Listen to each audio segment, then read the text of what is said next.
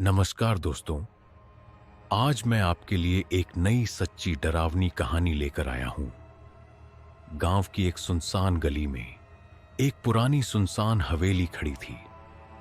उस हवेली को देखकर गांव वालों की रूह कांप जाती थी। वहां का माहौल हमेशा भयानक रहा करता था। कहते थे वह हवेली अति पौराणिक और हावी भव्य सी थी, लेकिन किसी गहन और अज्ञात के धारा में बहती हुई दिखाई देती थी। एक दिन कुछ नई उत्सुकता भरे युवा लोग गांव के बाहरी इलाके में धमाल मचाने के लिए निकलते हैं और इस हवेली को देखकर विचलित और उत्सुक हो जाते हैं।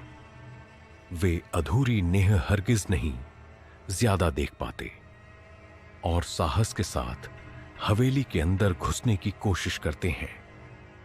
उन्हें अनकही सन्नाटे में रोंगटे खड़े हो गए। अभी तक वाह्य साहस को ठंडक पहुंच चुकी थी। सुदूर दूर तक जब भी उन्होंने देखा, तब कोई अज्ञात उदासीनता विचरण कर रही थी। तभी वहां का माहौल बदलने लगा। अनहोनी होने लगी थी। हवेली का बड़ा सा खटखटा हुआ दरवाजा अचानक अपने आप खुलने लगा। एक अजीब सी सर्दी उठने लगी और तभी एक डरावना चेहरा सामने आता है। खूनी आंखें, नुकीले दांत, डरावनी हंसी और ओर फैलता बेहाल आत्मस्फूर्ति। युवा लोग बिलख उठे। उनका साहस छीन लिया गया और वे भागने लगे।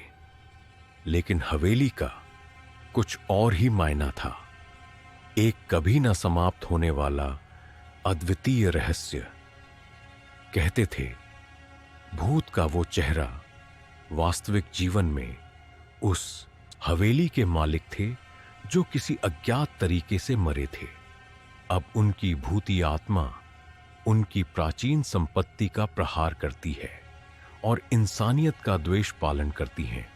डरते डरते ही सही, पर वे युवाओं ने गांव वालों को इसके बारे में बताया और तब से हवेली को छूने की हिम्मत ही कोई नहीं कर पा रहा।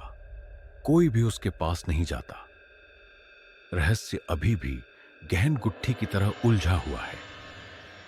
अब केवल एक ही सवाल बचता है, क्या ये वाकई हवेली भूतिया थी या ये सिर्फ एक डर और कल्पना का मिलावट था? दोस्तों, यह थी हमारी आज की डरावनी कहानी, भूतिया हवेली का रहस्य।